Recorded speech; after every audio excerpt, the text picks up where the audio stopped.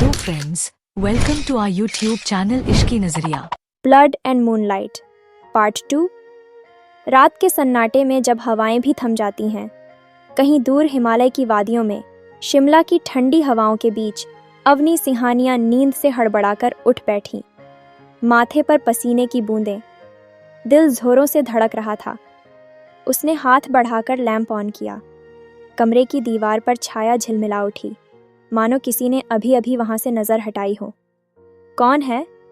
अवनी की आवाज़ भारी थी पर दृढ़। कोई जवाब नहीं, बस खिड़की से आती हवा ने पर्दों को हिलाया और जैसे किसी ने कान में फुसफुसाया। खौन और चांदनी, वो वही शब्द थे जो उसने सपने में सुने थे। वही लाल चांद, वही चीखें, वही जली हुई धरती की गंध। अवनी ने गहरी सांस ली, अपने पंजे निकाले और धीरे से कमरे से बाहर निकली। बाहर जंगल स्याह चादर ओढ़े सोया था, पर अवनी की इंद्रियां जाग चुकी थीं। वो जानती थी ये कोई आम सपना नहीं था। दूसरी ओर राजस्थान के जोधपुर में मीरा राठौर पुराने हवेली के बरामदे में खड़ी थी। आधी रात का वक़्त, आसमान में फैला नीला चांद और उसके हाथों में एक प्राचीन तावीज़ जिस पर अजीब सी लकीरें उभरी थीं। वो तावीज़ उसकी माँ ने कभी दिया था, कहा था जब खून चांद से बातें करेगा ये तावीज़ जल उठेगा। और आज वो सचमुच धधक रहा था। मीरा ने तावीज़ को मुट्ठी में कस लिया। उसकी ठंडी उंगलियां जल रही थीं, जैसे सूरज की किरणों ने उन्हें छुआ हो। 500 साल की खामोशी और अब फिर वही पुकार। मीरा ने फुसफुसाया। उसकी आंखों में वही ठंडी चमक लौट आई जो सिर्फ किसी रक्तवंश की रानी की होती है। राठौर हवेली के तहखाने में उसकी दादी, वृद्ध पर अब भी तेजस्वी, एक पुराने ग्रंथ पर नज़र दौड़ा रही थीं। मीरा, उन्होंने कहा, ये जो परछाई तुझे दिख रही है ना, वो उसी आग का हिस्सा है जिसने हमें और भेड़ियों को दुश्मन बनाया था। 500 साल पहले ख़त्म हुई वो जंग शायद अब फिर से सांस लेने लगी है। मीरा चुप रही, पर उसके मन में तूफान उठ चुका था। उसने हवेली की दीवारों की ओर देखा, जहाँ पुरखों की तस्वीरें टंगी थीं, आंखों में वही आग, वही घृणा। वो जानती थी अगर ये पुकार सच है तो आने वाले दिन सिर्फ खून और रहस्य लेकर आएंगे। इधर शिमला में अवनी अगले दिन अपनी टोली के साथ जंगल के उस हिस्से में पहुंची जहां रात को उसे अजीब सी गंध महसूस हुई थी। जमीन पर गहरी दरारें थीं, मानो कुछ भारी चीज गिरी हो।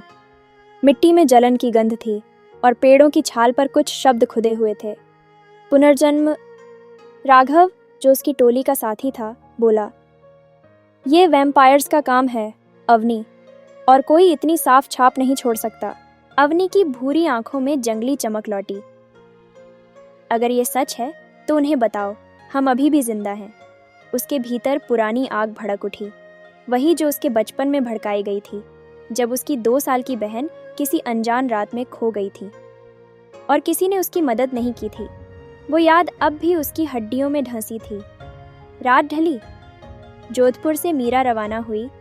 दिशा वही थी जो हवेली की प्राचीन किताबों में अंकित थी, उत्तर, जहाँ बर्फ और चांद एक साथ रहते हैं। कहीं न कहीं उसकी राहें और अवनी की राहें अब एक ही दिशा में बढ़ रही थीं। हवा ने दोनों की खुशबू एक दूसरे तक पहुंचा दी थी। एक में गर्म लहू की महक, दूसरे में ठंडे मौत की खुशबू। दोनों के दिलों ने वो महसूस किया, भले ही समझ न पाई कि क्यों। रात के आखिर में शिमला की पहाड़ियों पर जब अवनी अकेली पहरे पर थी, आसमान में फिर वही लाल चांद उभरा। उसने कान खड़े किए। जंगल की गहराइयों से कोई फुसफुसा रहा था, आओ हमसे मिलो। अवनी ने अपनी आंखें बंद कीं और उसी पल राजस्थान की हवेली की छत पर मीरा ने भी वही आवाज़ सुनी। 2 अलग जगहें, एक ही आवाज़। 2 अलग दिल, एक ही धड़कन। कहीं कुछ जाग चुका था और वो दोनों उसकी ओर बढ़ रही थीं। चांदनी में लिपटी परछाई ने मुस्कुराकर कहा, युद्ध तो बस शुरुआत है। बर्फ की सफ़ेद चादर पर चांदनी का लिबास फैला हुआ था। हवा ठंडी थी, पर उस हवा में कुछ ऐसा था जो सीधा दिल को छू रहा था, मानो वक्त किसी पुराने वादे को फिर से याद दिला रहा हो। अवनी सिंहानिया शिमला के ऊंचे देवदारों के बीच खड़ी थीं, आंखों में बेचैनी, दिल में एक अनजाना खिंचाव। उसने चारों ओर देखा। चारों तरफ सिर्फ सन्नाटा। पर उसकी इंद्रियां कह रही थीं, कोई है यहाँ। कौन है वहाँ? उसने गहरी आवाज़ में पुकारा। जवाब में हवा हिली, बर्फ उड़ी और जैसे अंधेरे के भीतर से कोई फुसफुसाया। तुम्हारे जैसी नहीं हूँ, पर उतनी ही पुरानी हूँ। अवनी की आंखें चमक उठीं। वो आवाज़ ठंडी थी, पर उसमें एक अजीब आकर्षण था, ऐसा जो दिल को चुभे भी और बांधे भी। धीरे धीरे सामने पेड़ों की कतारों में से कोई आकृति उभरने लगी। लंबा कोट, काले बाल और वो हल्की सी चमकती आंखें। वो थी मीरा राठौर। मीरा बर्फ पर हल्के कदमों से आगे बढ़ी। उसके हर कदम के साथ हवा ठंडी होती चली गई। अवनी के पंजे अपने आप बाहर आ गए, एक स्वाभाविक रक्षात्मक प्रतिक्रिया जो हर वेयरवुल्फ के खून में होती है। वैम्पायर, अवनी ने गुर्राते हुए कहा। मीरा मुस्कुराई, वो मुस्कान जो तिलिस्म जैसी थी, जिसमें सौंदर्य और खतरा दोनों थे। और तुम, वही भेड़िया जिसके सपनों में लाल चांद जलता है। अवनी का चेहरा सख्त हो गया। तुम मेरे सपनों में क्या कर रही हो? मीरा ने जवाब नहीं दिया। उसने बस कहा, कभी कभी सपने भी दूत बनकर आते हैं, शायद किसी तीसरे की मंशा हो। अवनी के भीतर का भेड़िया बेचैन था, पर उसकी इंसानी समझ कह रही थी, यह दुश्मन वैसी नहीं जैसी बाकी हैं। कुछ पलों की खामोशी के बाद दोनों की नज़रें मिलीं। एक गर्म, धड़कती, जंगली नज़र, दूसरी ठंडी, रहस्यमयी और तेज़। बर्फ पर समय ठहर गया। दोनों की सांसें टकराईं और उसी पल ज़मीन के नीचे से हल्का कंपन हुआ, मानो धरती ने उनकी मुलाकात दर्ज की हो। मीरा ने देखा कि अवनी की गर्दन पर पुरानी निशान थे, पुराने युद्धों के गवाह। वो बोली, तुम्हारे जख्म अब भी बोलते हैं। अवनी ने तीखे लहजे में जवाब दिया, और तुम्हारी नसों में अब भी वही ठंडा जहर बहता है। मीरा हंसी, एक धीमी, मोहक हंसी। शायद, पर उस जहर ने कभी किसी को बचाया भी है? अवनी ने भौहें सिकोड़ लीं। बचाया? वैम्पायर और दया? ये मजाक अच्छा था। सच कभी कभी मजाक जैसा लगता है, मीरा ने कहा। उसकी नज़र अब भी अवनी पर जमी थी। 500 साल पहले जो युद्ध हुआ था, वो सिर्फ घृणा से नहीं भरा था, उसमें किसी और की चाल भी थी। अवनी ने जवाब देने के लिए मुंह खोला ही था कि अचानक जंगल के भीतर से एक कर्कश आवाज़ आई, छिप जाओ। दोनों ने एक दूसरे की ओर देखा और बिना कहे दोनों ने वही किया। पेड़ों के बीच से गहरी छायाएं सरक रही थीं, जैसे धुएं में कुछ जीव तैर रहे हों। अवनी ने धीरे से गुर्राया, ये क्या है? मीरा की आंखें हल्की लाल चमकने लगीं। ये वैम्पायर या वेयरवुल्फ नहीं है। उसकी आवाज़ कांप गई। ये कुछ और है। छायाएं पास आईं, उनके भीतर से फुसफुसाहटें उठीं और अचानक हवा में एक तीर जैसी चीज़ अवनी के पास आकर गिरी, काले धुएं से बनी मगर ठोस। अवनी ने उसे उठाया। उसमें एक प्रतीक खुदा था, 3 चांद और एक लाल बिंदु। मीरा ने वो निशान देखा और धीरे से कहा, ये वही संकेत है जो सदियों पहले नरकिन के आने से पहले दिखाई देता था। अवनी ने माथा सिकोड़ते हुए कहा, नरकिन? मीरा ने सिर हिलाया।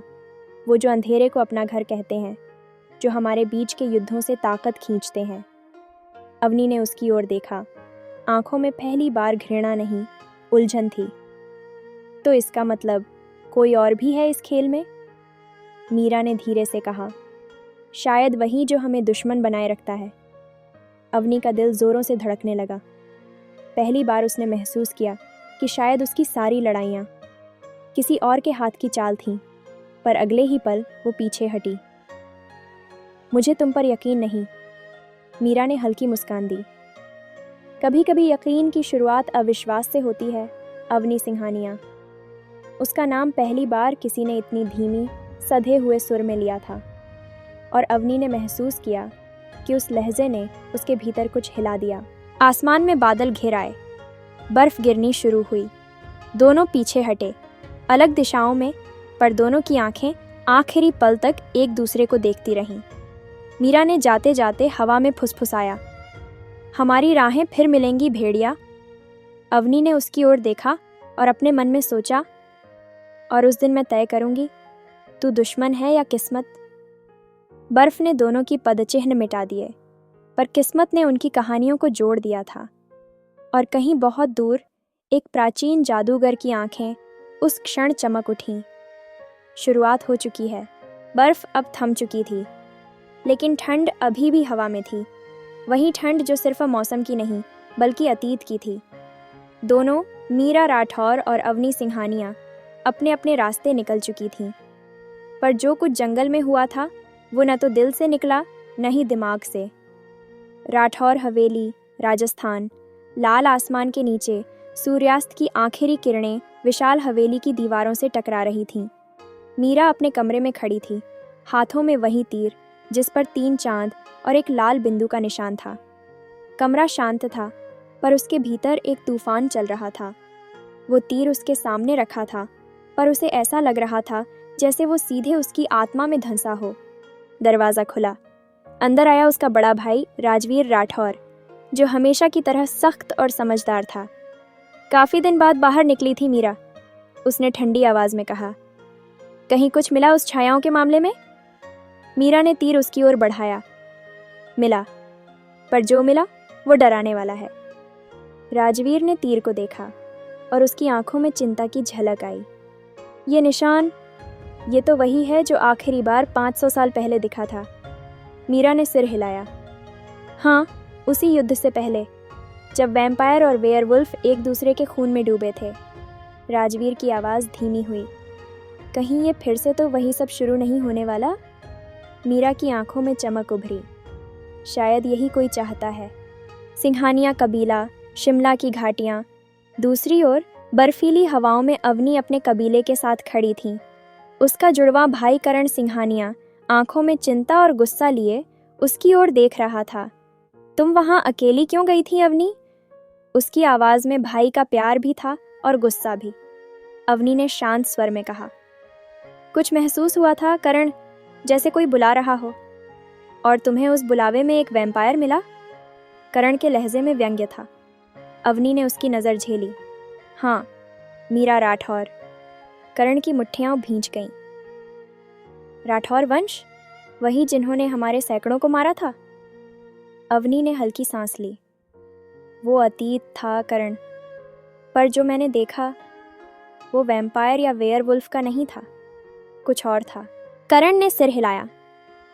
तुम्हें उन पर भरोसा नहीं करना चाहिए, अवनी ने पलटकर कहा। मैंने भरोसा नहीं किया, बस सोचा, फर्क है। उसकी आंखों में वही चमक थी, वो जो सिर्फ किसी ऐसे से मिलकर आती है जो आपकी नियति को बदल दे। रात के समय दोनों ओर एक जैसी बेचैनी थी। राठौर हवेली में मीरा छत पर चली आई थी। चांद आधा था, पर उसकी रोशनी तलवार की धार जैसी थी। वो अपनी हथेली पर तीर का सिरा रखे बैठी थी और सोच रही थी, उस भेड़िए की आंखों में इतना शोर क्यों था? वहीं शिमला की घाटी में अवनी एक पहाड़ी चट्टान पर बैठी थी। उसकी आंखें भी चांद पर थीं, वही चांद जो मीरा के महल से भी दिख रहा था। उसने धीमे से बुदबुदाया। उस वैम्पायर की ठंडी नज़र में भी अजीब सी गर्मी थी। दोनों को एहसास नहीं था कि उनके विचार एक ही दिशा में बह रहे हैं। उनके बीच मीलों की दूरी थी, पर दिलों के बीच अब एक पतली सी डोर जुड़ चुकी थी, अदृश्य पर मजबूत। उसी रात मीरा के कमरे की मोमबत्ती अपने आप बुझ गई और उसके शीशे पर कुछ लिखा था। उदयपुर के नीचे जो सोया है वही जवाब रखता है। मीरा के माथे की नसें तन गईं। उधर उसी पल शिमला में अवनी के कमरे की दीवार पर पंजों से खुदा निशान उभरा। जहाँ चांद धरती को छूता है वहाँ सत्य मिलेगा। दोनों ने वो संकेत देखा। दोनों ने महसूस किया, यह कोई इत्तेफाक नहीं था। वो दोनों बुलाए जा रहे थे, कहीं एक ही जगह। अगले दिन मीरा ने अपने भाइयों से कहा, मैं उदयपुर जा रही हूँ, कुछ है वहाँ जो हमें समझना होगा। राजवीर ने पूछा, अकेली? मीरा ने धीमे स्वर में कहा, जो जवाब मैं ढूंढ रही हूँ वो किसी और के साथ नहीं मिलेंगे। उसके भाई चुप रहे। उन्हें मालूम था, जब राठौर परिवार की सबसे छोटी बोलती है तो वो सिर्फ सोचकर नहीं, महसूस करके बोलती है। उधर अवनी ने भी तय किया, वो जहाँ चांद धरती को छूता है उस जगह जाएगी। वो जगह उसके लिए शिमला से कुछ मील दूर एक प्राचीन घाटी थी, जिसे स्थानीय लोग चंद्रकुंड कहते थे। करण ने उसे रोकने की कोशिश की। अवनी, ये पागलपन है। अवनी मुस्कुराई। शायद, पर कभी कभी पागलपन ही हमें सच तक ले जाता है। वो अपनी टीम के कुछ भरोसेमंद लोगों के साथ निकल पड़ी। हवा में एक अजीब सी गंध थी, कुछ पुराना, कुछ डरावना, पर उसे वो रास्ता सही लग रहा था। मीरा की काली गाड़ी राजस्थान की सूखी जमीन पर दौड़ रही थी और अवनी पहाड़ों की गहराइयों की ओर उतर रही थी।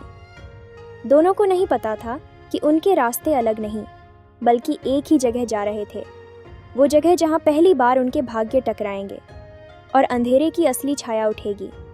कहीं बहुत दूर एक पुराना जादूगर अंधकार की गुफा में बैठा आंखें खोलता है और मुस्कुराता है। दोनों चल पड़ी हैं, ठीक वहीं जहां मुझे चाहिए था। आगे क्या होगा जानने के लिए देखते रहे blood and moonlight only on इश्क नज़रिया।